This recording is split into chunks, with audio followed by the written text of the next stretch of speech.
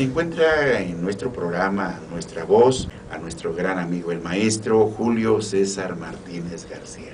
Maestro, esta es tu casa. Julio César Martínez García pues es maestro de Historia del Arte, tiene la maestría en literatura mexicana, es escritor, tiene 2 libros que tengo conocimiento, eres analista, eres articulista, toda una vida dedicada a la materia social, diría yo, al arte, etcétera. Puedo decir que el arte y la enseñanza de las artes ha perdido una gran capacidad de transformación social. Si bien es cierto que las artes, sobre todo, por ejemplo, las artes académicas que triunfaron durante el siglo XVIII y se continuaron en gran parte del siglo XIX, era, digamos, una manera, un vehículo, la academia, de imponer el gusto estético de la burguesía. Sin embargo, el romanticismo fue una reacción para decir, bueno, a ver, solo existe el arte clásico, solo existe el arte académico. Yo creo que ahí es otro de los conflictos, el conocimiento. ¿Qué conocimiento es el que tenemos nosotros que impartir? Mira, ahorita últimamente en la universidad se dio un conflicto con los trabajadores manuales y empleados. Ellos decían no a la firma electrónica. Y las autoridades dijeron, pero no se puede estar en contra de la tecnología, no podemos estar en contra de la modernidad. Y yo me pregunto, ¿y por qué sí tenemos que estar a fuerza a favor de la tecnología y de la modernidad a ciegas? Vamos a tomar de la modernidad y de la tecnología aquello que beneficia al ser humano y a la comunidad en su conjunto. Pero estamos viendo que hoy somos esclavos de la tecnología. Totalmente. Estamos viendo hoy que los jóvenes en la actualidad, y yo veo el conflicto, los jóvenes en la actualidad no leen. Es uno de los graves problemas, sí, ¿no? Sí, he escuchado también perogrulladas, ¿no? Y cuando dicen, entre más computadoras, entre más instrumentos mediáticos, mayor la posibilidad de construir una sociedad del conocimiento. Tampoco es cierto. ¿Sí? Yo lo que me pregunto es, ¿quién elabora el conocimiento de esas fuentes? Yo me he resistido siempre a hablar de medios de comunicación, yo hablo de medios de información. ¿Por qué? Porque si acudimos al concepto de comunicación, la palabra comunicación implica empatía y implica hacer común algo que nos compete a todos. Y hoy no, hoy se oculta la información, hoy se manipula la comunicación. Los medios han servido para enajenar. Una pregunta sería pertinente, por ejemplo, a nuestros escuchas: ¿quién elabora la identidad de los individuos? ¿El ser mismo o es la televisión la que educa y construye la identidad de los jóvenes? El arte es social. O sea, el arte se tiene que socializar. El problema, ¿qué tipo de arte? Ahorita podríamos llegar a un ejemplo directo. Por ejemplo, los murales que están pintando, que son alumnos míos, en el Parque Juárez, en el Mercado Jauregui. O, por ejemplo, los murales que, entre comillas, murales que están pintando, o que pintaron este muchacho en el viaducto. Que inclusive no se ve que sea un mural, se ve algo inconcluso, algo inacabado, algo sin ningún mensaje, ¿no? Esa es la idea general. Sí, exactamente. Está inconcluso. Sí, es una manera de eliminarle la capacidad de conflicto, de la capacidad de crítica, ¿no? Son puras decoraciones sin más mensajes, sin más contenido, sin capacidad de autocrítica. Por ejemplo, ahorita hay un problema grave en el Parque Juárez, y yo creo que Elizabeth Morales ha cometido muchos barruntos. La alcaldesa de esta Jalapa, ciudad capital. Sí, y entre ellos el que está pasando en el Parque Juárez, ¿no? Permite construir una serpiente de Quetzalcóatl y además destruyen una balaustrada del principio del siglo XX. Así es. Eso fue construido por 1910. La destruyen y no piden permiso. Y si tienen permiso, es un permiso solo parcial del INAH y no preguntan a otros miembros de la comunidad, como el Colegio de Arquitectos, que se molestaron mucho. ¿Por qué? Porque ahí no puede caber una imagen de un Quetzalcóatl, y menos con ese rompe no tan solo la armonía, sino el ente histórico. Sí, además el mismo sentido y la misma estructura y con la que fue la traza del mismo, ¿cómo se llama? Parque. Sucede que para todavía el Porfiriato, 1910, tanto Los Berros como el Parque Juárez fueron parte de un proyecto para convertir a Jalapa en ciudad jardín. Pero esto no lo sabe la alcaldesa, porque no se pone a leer, no se pone a asesorarse. No se prepara. No se prepara. Yo le dije a ella, cuando era candidata, oiga, ¿qué va a pasar con las 17 esculturas que se han robado en la ciudad de Jalapa? Y no sabía tampoco. Y me dijo, y hasta se molestó, porque de pronto me iba a contestar y la interrumpieron, y yo insistí. Y entonces ella me dijo, ¿cómo puedo contestarte si no tengo la información? Y le dije, pues si no tienes la información yo te la proporciono. Dice, bueno, entonces veremos. Ya va a terminar su gestión y no ha hecho absolutamente nada. Absolutamente nada. Y ningún gobierno, ni federal, ni estatal, ni municipal, han hecho nada para ver qué pasó con 17 esculturas que se robaron. Entre ellas, una de las esculturas más importantes. Para mí, son 4 esculturas sumamente importantes, ¿eh? Una de Manuel Maples Arce, en la calle de Alfaro y González Ortega, en La Cuchillita. Manuel Maples Arce, que yo les propuse, inclusive a los diputados de aquella época, que le hiciéramos un homenaje por cumplir 100 años de vida, y nadie lo tomó en cuenta cuando él fue diputado y fue secretario general de gobierno, y fue el que encabezó el movimiento vanguardista más importante del país y de América Latina. Qué ignorancia. Sí, y entonces se llevaron la escultura, nunca la regresaron, y al contrario, ¿sabes qué pasó? Luego se llevaron la placa, y luego unos alumnos míos mandaron a hacer otra escultura, pero de otro material, ¿no? También se la llevaron.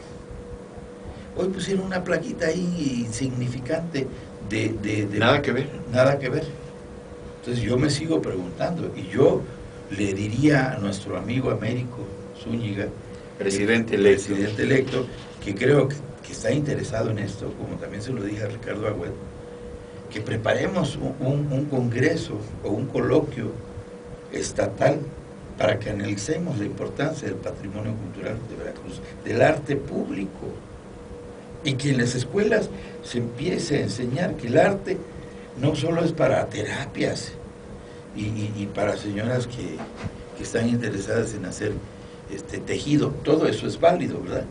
Pero también que se piense en un arte social, en un arte crítico, no en nada más decorar el mercado Jauregui, con figuras que están muy bien hechas, pero que no es un lenguaje social, crítico, político para la gente viandante, ¿no? Porque además se carece de cualquier inscripción, para saber qué es lo que se quiere decir. Exacto. No hay nada que lo oriente, que me lleve a saber, esta figura, este esquema, esta pintura, hasta la jardinería que se puso en una de las paredes, no se sabe uno por qué. Sí, hay un simbolismo excesivo, hay una sobrecarga de imágenes, hay un barroquismo que no corresponde a la estructura misma del edificio. Además, eso yo se los dije a ellos en una conferencia que tuvimos. Yo creo que desafortunadamente, si calificamos al gobierno de Elizabeth, ha sido un gobierno errático en arte público. Ahora, para no desviarnos, sería bueno mencionar que las 3 esculturas... Es lo que te iba a preguntar, ¿sí? ¿Qué pasa con ellas? Con las que están en la parte posterior del parque. Del parque, no. Esa, parece que la obra está detenida. Pero esa escultura no corresponde al conjunto. Primera, pero me quiero referir... Y las que están enfrente, a eso me refiero. Las virtudes. Bueno, las virtudes, ahorita te digo la historia de las virtudes. Pero me quiero referir a las 3 esculturas que se robaron del Parque de los Berros, ¿sí? Que son el busto de Díaz Miró, de Rafael Delgado, y no me acuerdo si de Josefa Murillo o de María Enriqueta, es de Josefa Murillo.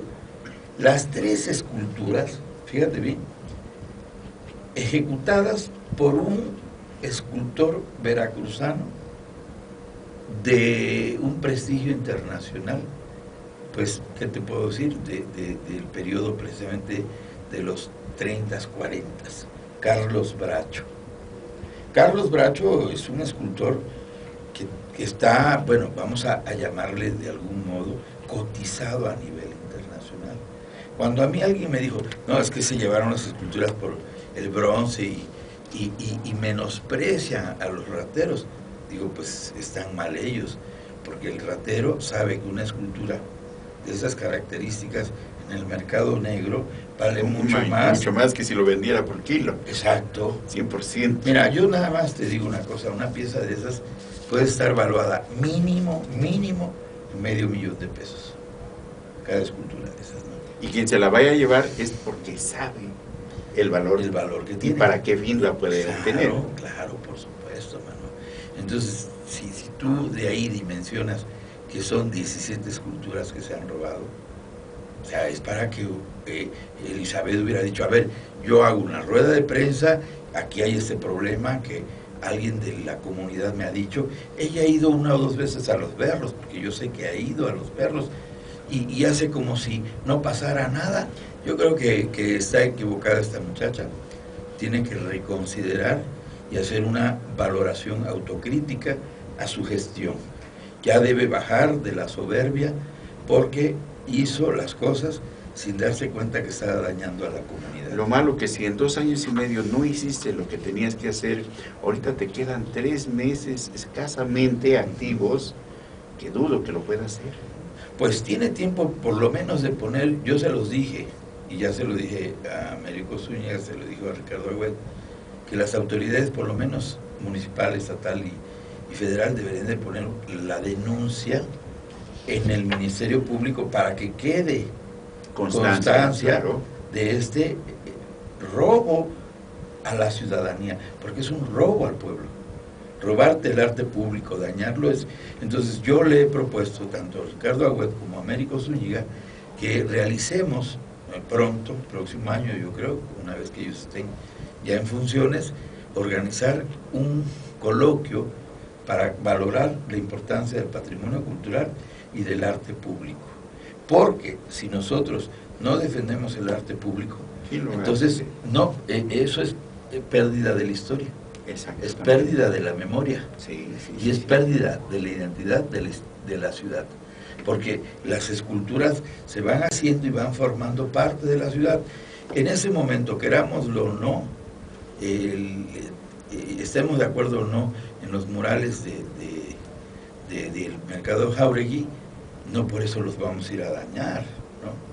Si demoran, y qué bueno, ojalá demoren, porque los muchachos que los hicieron son muchachos muy talentosos. Se ve O sea, profesionalismo. Sí, o sea, son gente aplicada y gente que sabe hacer sus cosas. Podemos no estar de acuerdo, pero eso no quiere decir que vayamos a destruirlos. destruirlos o mandar a pintar para que se destruyan. No, creo que aquí, y a mí lo que me preocupa es el arte, porque el arte es un medio, es un lenguaje que nos puede permitir a nosotros, si no ser mejores, por lo menos intentarlo. Así es. Eso sería importante. ¿Hay alguna referencia? ¿Desde hace cuántos años están perdiéndose estas esculturas? Más o menos a partir después del 2000 empezaron a desaparecer una o dos, pero el número de esculturas más fuerte que se empezó a desaparecer, así como cotidianamente, ya prácticamente no, fue a partir del 2004. En el 2004 hicimos una rueda de prensa en el Ágora de la ciudad, donde participó Manuel Montoro, Billy Barclay, Rebeca Buche y yo. Y los cuatro hicimos un llamado a las autoridades para que pusieran una denuncia, se iniciara una investigación. No quiero entrar a lo que son los ministerios públicos, las agencias de los ministerios públicos en Veracruz y en el país, porque no hacen nada. La averiguación previa se la dejan a los segundos de a bordo, que no saben nada, todo lo manipulan, todo lo tergiversan, ¿sí? Todo lo cobran. Así es. Pero aún sabiendo que no hay justicia en este país ni en este estado, pues yo dije, por lo menos que una autoridad salga y deje el testimonio, como hemos dicho, de lo que se han robado. Y fíjate, todavía más grave, no sé si coincida o que tenga que ver una cosa con otra, pero hace un año, más o menos, o 2 años, como 2 años, hace 2 años, en Reforma, en la calle de Reforma en México, en la avenida Reforma, se robaron también la escultura de Rafael Lucio, jalapeño. No sé si hay algún coleccionista de personajes jalapeños, veracruzanos, y se la robaron de plena avenida Reforma. En la capital de la República. En la capital de la República. Ahora que me acuerdo de la capital de la República, quiero decirte, y si nos escucha Tulio Moreno, ojalá él lo retome, porque te voy a decir algo. Yo hablé varias veces a la Jornada a México, diciéndoles que vinieran e hicieran un reportaje. ¿Sí? Se lo dije a este muchacho que ahorita anda en París, ¿cómo se llama este gordito? Un gordito que estaba en la Jornada, ¿cómo se llama? Que escribe un texto que se llama Textos Irreverentes. Lo he escuchado. Bueno, Andrés, ¿qué? Ahorita me acuerdo. Bueno, a él le dije, oye, saca una nota, o sea, escribe un artículo amplio, entrevístanos a varios, ¿no? Para que no vean que es cosa de uno. Por ejemplo, a un especialista que sería Rafael Villar, que es escultor, y otros, ¿no? Y que indaguen, que hagan un periodismo de investigación para ver dónde quedaron esas 17 esculturas. Nunca me hizo... a Timoteo, Andrés Timoteo. Andrés Timoteo. Sí, se lo dije. Sí. Y yo hablé a la redacción de la Jornada en México. Hablé directamente con Pablo Espinosa, responsable de la sección de cultura de la Jornada Nacional, y nunca sacaron nada ni nunca hicieron nada. En cambio, la Jornada sí sacó el año pasado el robo de una escultura en Londres. Más interesados sí, allá que más interesados en Londres que en nosotros. Sí. ¿Y sabes qué? Sacaron la noticia que las autoridades de Londres inmediatamente repusieron la escultura. Y aquí 17 esculturas, y Elizabeth Morales, a la que le dijimos, oiga, se robaron tanto, dijo, ay, pues yo no estoy enterada. Y bueno, si es la primera autoridad municipal, caramba. Sí. Y entonces, imagínate, yo sería de la idea de que el gobierno, en sus 3 ámbitos, se unieran, y lo estoy proponiendo por primera vez, que conste, se unieran hicieran un fideicomiso para que todas esas esculturas se recuperen y se reinstalen en sus lugares. La antropología es un discurso colonialista que insiste en cambiarle la vida a los indígenas sin preguntarle a los indígenas desde el escritorio. ¿Qué es lo que ellos quieren? Desde el escritorio. Claro, pero peor aún, o sea, quieren modernizarlos y no sabemos si ellos quieren modernizarse, ¿no? Así es. O sea, a lo mejor ellos quieren seguir teniendo su milpa, su ejido, o como decía Joe Goldman en su libro Zapata y la Revolución Mexicana, ¿sí? En México la revolución le hicieron un grupo de campesinos porque no querían cambiar. ¿Y por qué no querían cambiar?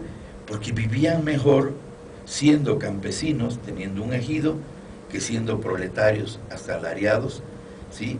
Donde el dueño de la fábrica, como hoy ocurre, Así es. ¿sí? Y como ayer escuché lo que dice Peña Nieto, que la economía informal es un mal y todo. ¿Y por qué la economía informal es la que predomina? Porque un joven va y pide trabajo, ¿sí? Le exigen preparatoria, le exigen 10 horas diarias y le pagan 70 mugres pesos y no les dan, y ahí está la reforma laboral, no les dan ninguna prestación, no les dan antigüedad, no les dan vacaciones, no les dan formación profesional, no les dan nada. Servicios médicos. Nada. Todo. Nada. Olvidado. No les dan derecho a pensión. Seguridad nada, social. Nada. Así es. Entonces, a ver, ¿por qué habla así Peña Nieto? Por favor, que reflexione un poco, que se detenga a pensar. Que lo que está diciendo es, ¿por qué existe una economía informal? Porque es la economía emergente, es la que está salvando a este país. Si no, ya hubiera habido un problema más grave que en Brasil, y que en España, que en Grecia, que en Portugal, que en Estados Unidos mismos.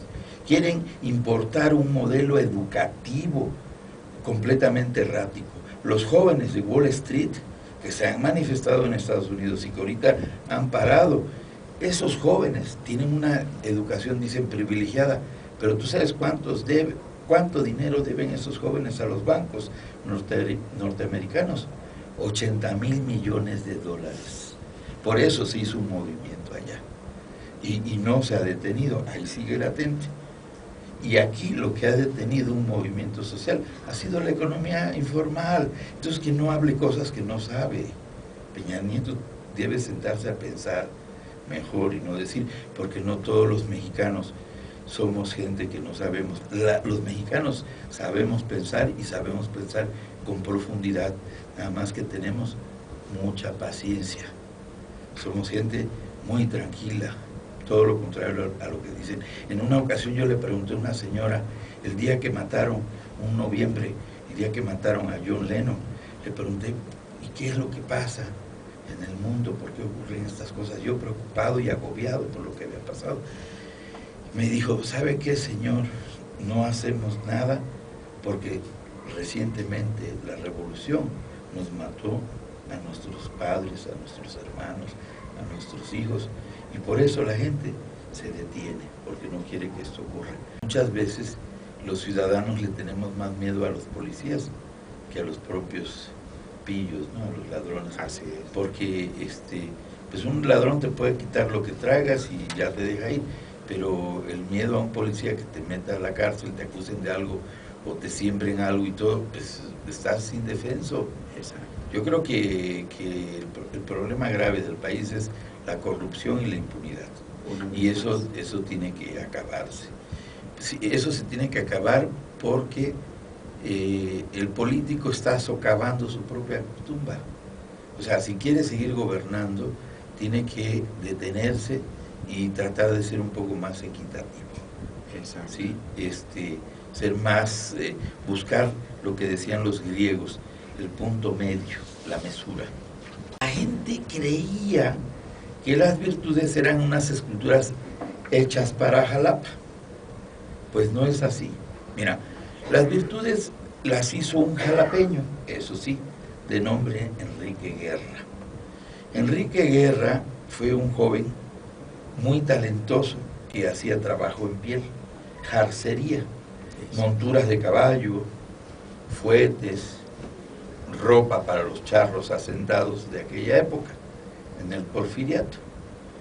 Entonces, tengo entendido que hizo este joven de 16, 17 años una montura tan hermosa que la vio el gobernador porfirista de aquel tiempo, que era un hombre muy sensible a las artes, becó a Diego Rivera, Teodoro Dehesa se llamó, vio esta montura y dijo, ¿quién hizo esto tan hermoso? Y le dijo al señor, oiga, qué buen trabajo hizo. Y le dijo él, no lo hice yo, lo hizo mi hijo.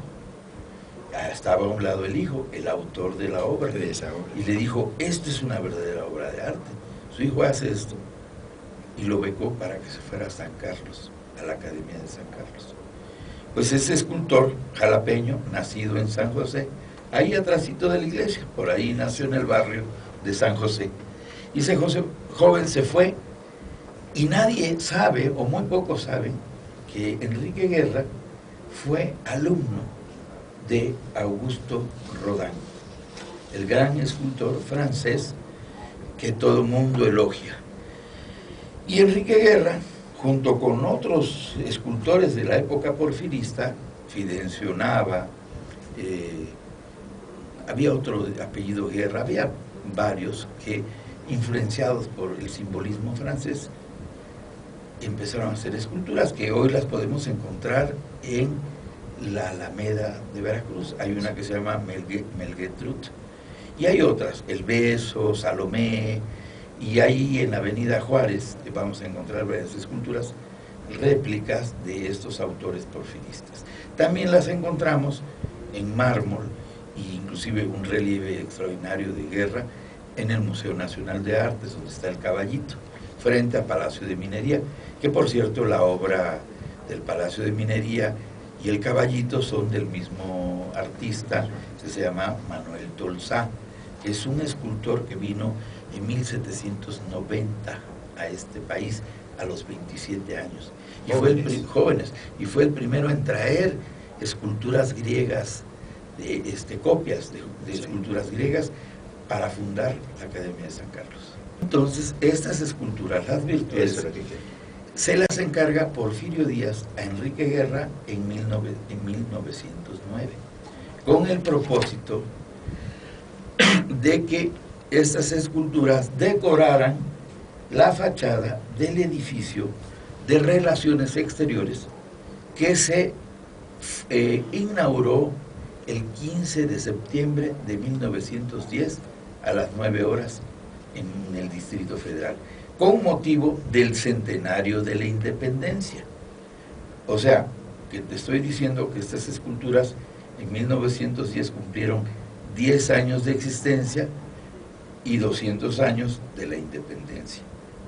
Entonces, el edificio aquel donde se inauguraron no eran solo las 4 esculturas, eran las 4 esculturas, y en el friso del edificio, en la parte del frontispicio, ahí había un águila porfirista, lo cual quería decir que el gobierno porfirista, representado por el águila, estaba soportado por las 4 virtudes cardinales que nacen en el pensamiento griego aristotélico, que se les conoce como virtudes cardinales.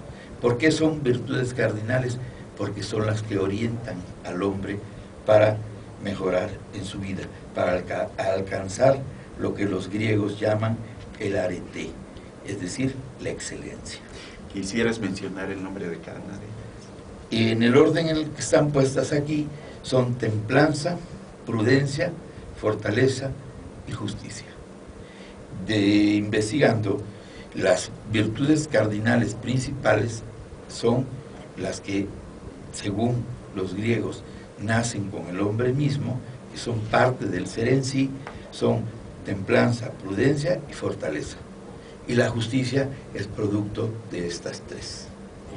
Entonces, si no hay templanza, si no hay fortaleza en el hombre, si el hombre es tan débil hoy y tan enfermizo, si no es capaz de ser prudente, porque hay gente que todo lo dice, todo lo habla, todo, no es prudente. Hay que saber cuándo y cuándo sí, cuándo no, decir las cosas. ¿Cómo quieres que haya justicia? La justicia es la capacidad de la equidad y por lo tanto exige crítica y autocrítica.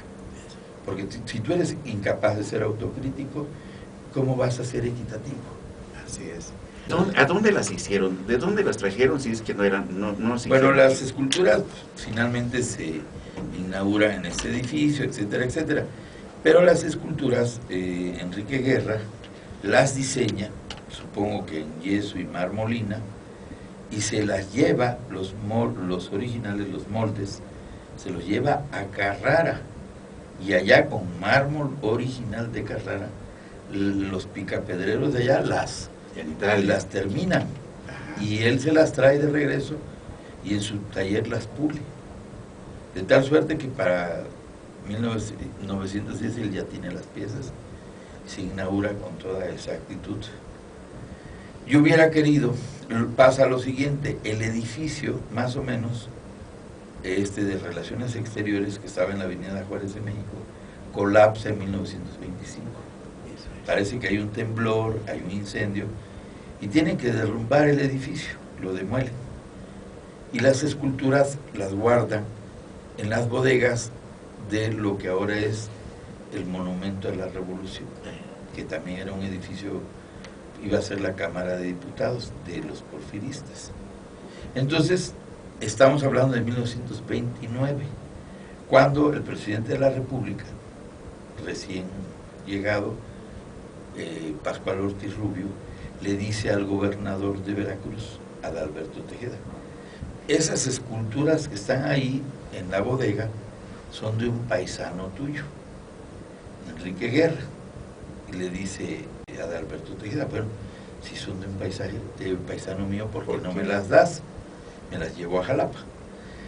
Y efectivamente, pero tuvo el error Pascual Ortiz Rubio de mandar solo 3, y la templanza se quedó en México. Y Plutarco Elías Calles dicen, porque ahí hay una placa, ocupó la templanza para un conjunto escultórico que se llama La Fuente de la Templanza, en honor a Carlot, y ahí existe la original. Entonces a Jalapa llegaron, y tú puedes ver las fotos en muchos lugares, que hay 3 esculturas nada más. Entonces el hemiciclo se hace para 3. En 1930-31 se inaugura ese hemiciclo. Entonces, desde esa fecha hasta 1979, siendo presidente municipal Rubén Pabello Rojas, no Acosta fue en el 50 y tantos, fue Rubén Pabello Rojas, buen amigo, por cierto, que está en el periódico El Heraldo, de Veracruz. Entonces, él saca la convocatoria para que se haga la copia de la templanza. Y quien gana el concurso es un buen amigo que vive, el escultor Armando Zabaleta León. Y él hace la copia de la templanza, basándose en la original de Chapultepec. Pero ya no hay mármol de Carrara, y se hace con mármol de Tatatila. Entonces ya no es un solo bloque, son 2 bloques. Por eso la templanza, que es la primera escultura de izquierda a derecha, porque amplían el hemiciclo, tiene una herida al frente. Y yo, cuando escribí por primera vez, decía que la prudencia, la fortaleza y la justicia miraban con extrañeza a la templanza por la herida en el pecho, y se preguntaban, ¿será nuestra hermana original? ¿Será una verdadera virtud? Y yo decía que a su vez la templanza, la copia, miraba las espaldas del edificio de Palacio de Gobierno y se preguntaba, ¿acaso habrá alguna virtud en Palacio de Gobierno? Así terminaba mi texto en aquella época. Te estoy hablando de 1988-89, cuando gané el Premio Estatal de Periodismo Cultural. Llegamos al final de su programa Nuestra Voz, que produce, que realiza NB Noticias, agradeciendo en todo lo que vale la presencia de nuestro amigo Julio César Martínez García, maestro de Historia del Arte. Gracias. Esta es tu casa y esperamos tenerte muy pronto nuevamente. Yo soy Fernando Batiza Ortiz, quien les agradece la gentileza de habernos recibido en la intimidad de sus hogares, en sus oficinas, y los invita, por favor, para que traten de ser felices. Gracias. Buenas tardes.